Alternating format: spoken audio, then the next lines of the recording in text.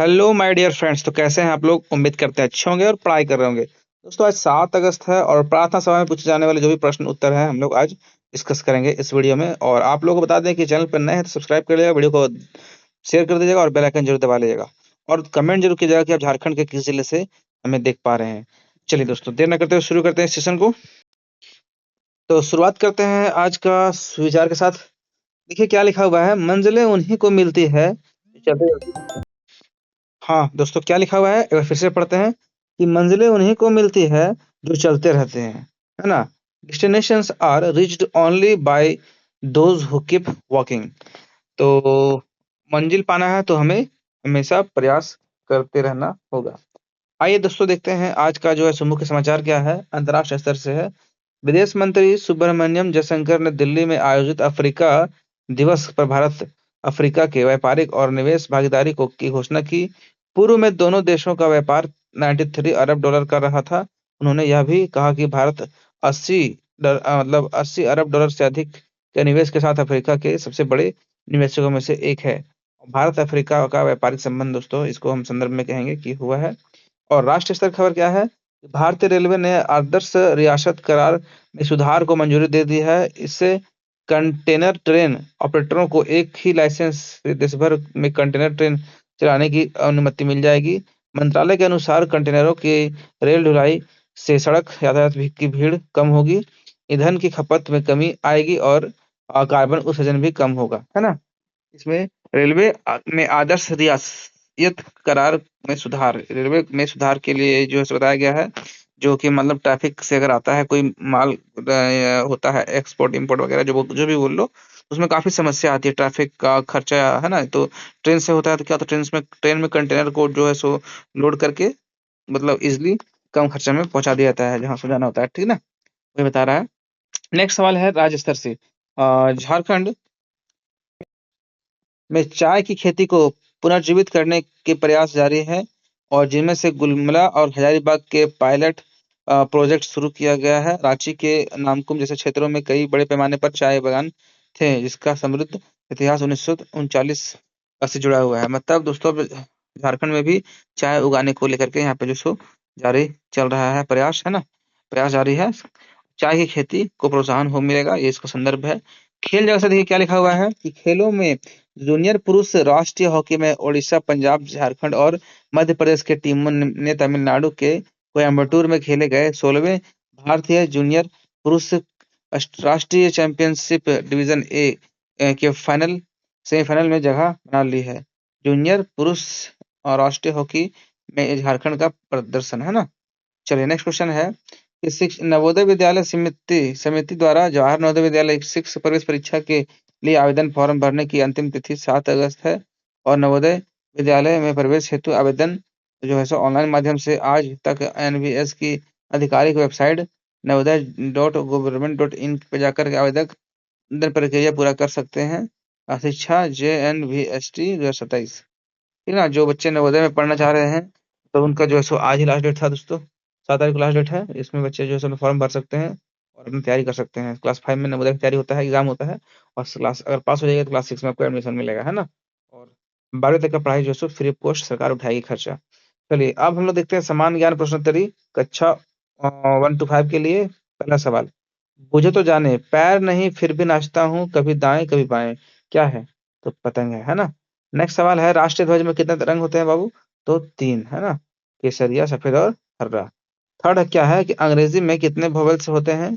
तो 5, नाम है AEIOU, ठीक ना। इसको आप लोग याद कर लीजिएगा। नेक्स्ट क्वेश्चन है, एक कलम का मूल्य 9 रुपया है तो 7 कलम का मूल्य क्या होगा? तो देखो 7 तिरसठ 63 रुपया, है ना। इन्हें मल्टीप्लाई कर दो, सिंपल सा बात। नेक्स्ट क्वेश्चन है कि प्रत्येक वर्ष स्वतंत्रता दिवस कब मनाया जाता है? तो 15 अगस्त को। और दोस्तों 15 अगस्त आ रहा है ना। भारत कब आजाद हुआ था? आप लोग कमेंट में जरूर बताइएगा, ठीक ना। चलिए, भारत की स्वतंत्रता दिवस मनाई थी 15 अगस्त को, लेकिन आजाद कब हुआ था, भारत स्वतंत्र कब हुआ था, इसका आंसर करिए कमेंट में आप। नेक्स्ट सवाल है 6 to 8 के लिए।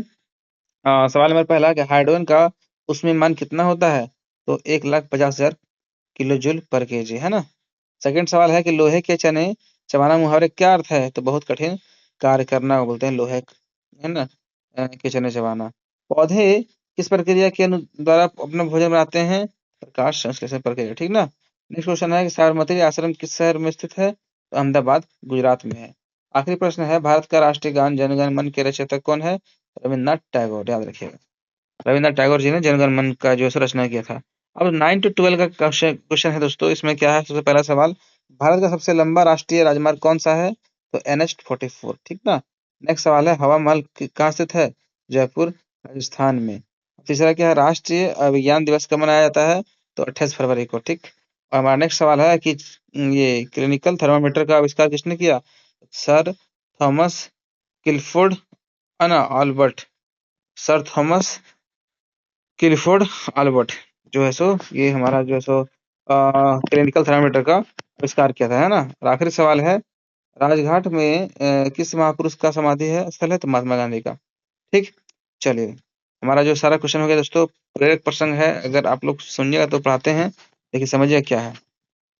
बताया जा रहा है कि भारत के पूर्व प्रधानमंत्री लाल बहादुर शास्त्री जी अपनी सादगी और शिक्षा के लिए जाने जाते थे। जब वे स्वतंत्रता संग्राम के दौरान जेल में बंद थे, तब उनकी पुत्री गंभीर रूप से बीमार हो गई। सरकारी नियमों के तहत उन्हें कुछ दिनों के लिए पैरोल पर रिहा किया गया, ताकि वे अपनी बेटी की देखभाल कर सकें, ठीक ना।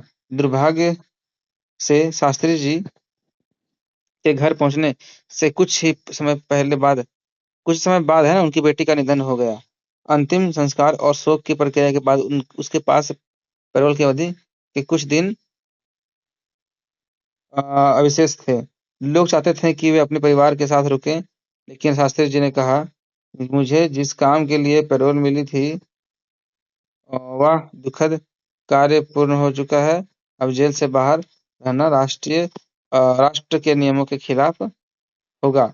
वे इस समय जो है सो वे समय सीमा समाप्त होने से पहले ही पुनः जेल लौट गए, और उनका मानना था कि सार्वजनिक जीवन में नैतिकता और नियमों का पालन सर्वोपरि है, ठीक ना। तो इससे हमें सीख मिलती है यही कि व्यक्तिगत दुखों से ऊपर उठकर कर्तव्य और नियमों का पालन करना ही सच्चे नागरिक की पहचान है, ठीक। चलिए दोस्तों, आज का जो हमारा जो मुख्य तिथि है 7 अगस्त है, राष्ट्रीय भाला फेंक दिवस है। और टोक्यो 2020 ओलंपिक में 7 अगस्त 2021 को नीरज चोपड़ा ने भाला फेंक प्रतियोगिता अ, भारत के लिए ऐतिहासिक स्वर्ण पदक जीता था। और 2021 की बात है ना, इसी डेट को जो है सो ये नीरज चोपड़ा ने जो है सो ओलंपिक्स में जो है सो मेडल जीता था, है ना। भारतीय एथलेटिक्स महासंघ AFI ने इस उपलब्धि को यादगार बनाने के लिए प्रतिवर्ष 7 अगस्त को यह दिवस मनाने का घोषणा की है, ठीक। और आज का जो दोस्तों वर्ड ऑफ द डे है वो है हम्बल, मतलब विनम्र। तो दोस्तों एक और चीज है, विनम्र में स्वभाव सच्चा सम्मान दिलाता है। तो humble attitude earns guidance respect, genuine respect है, ठीक ना। तो दोस्तों आज की वीडियो में इतना ही, और फिर मुलाकात होगी आप लोगों के साथ नई वीडियो में। तब तक थैंक यू, और वीडियो को लाइक करिएगा, कमेंट कीजिएगा, शेयर जरूर कीजिएगा।